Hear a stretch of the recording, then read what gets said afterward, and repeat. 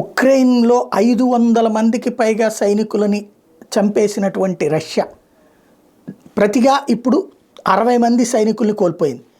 ఒక commander rock కోసం శిక్షణా ప్రాంతం దగ్గర గుమికూడిన సైనికుల మీద 2 క్షిపణులు వచ్చి పడ్డాయి. దీంతో 60 మంది రష్యా సైనికులు మరణించారని అంతర్జాతీయ మీడియా సంస్థ వెల్లడించింది. అయితే ఈ ఘటన మీద రష్యా రక్షణ మంత్రి సెర్గియో షాయిగు మాత్రం నోరు మెదపలేదు.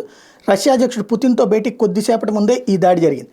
ఇతర ప్రాంతాల్లో రష్యా సైన్యం విజయాలను పుతిన్కి వివరించిన సెర్గియో ఈ దాడి వివరాలు మాత్రం వెల్లడించలేదు. రష్యా ఆక్రమణలో ఉక్రెయిన్ తూర్పు ప్రాంతం డొనెట్స్క్ రీజియన్లో ఈ దాడి ఘటన చోటు చేసుకుంది.